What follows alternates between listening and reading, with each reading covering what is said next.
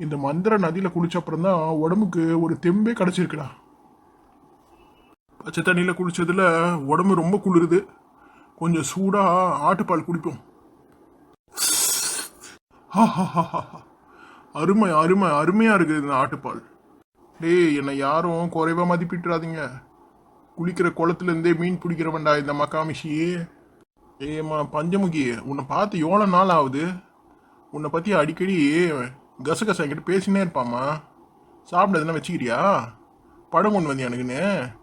சரிம்மா சரிம்மா சூப்பர்மா. பழத்தில் கொஞ்சம் ஜூஸ் போட்டு எடுத்துருமா, நான் அது வரையும் இந்த பழத்தை சாப்பிட்டுக்கிறேன்னா.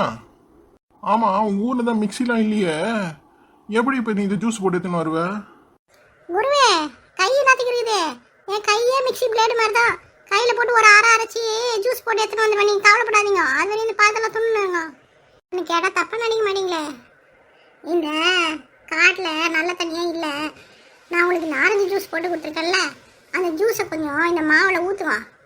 அந்த ஜூஸ் வச்சு நம்ம சப்பாத்தி பிஞ்சி ஆரஞ்சு சப்பாத்தி பண்ணி சாப்பிட்லாம். என்ன சொல்கிறீங்க?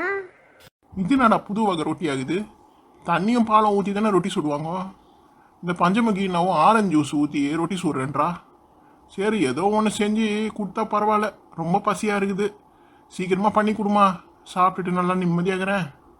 உங்கள் மனசில் யாரோ போய் நீங்கள் அரைக்கன்னு சொல்லிட்டு யாரோ தப்பாக உங்களை புரிய வச்சுருக்காங்க. நீங்கள் ரொம்ப நல்ல மனுஷன். என்ன மாதிரி சப்பாத்தி மாவை பெசிக்கிறீங்க? எங்கள் ஊரில் இருக்கிற பொம்மநாட்டிங்க கூட இப்படி ஒரு சப்பாத்தி மாவை பெசி நான் பார்த்ததே இல்லை.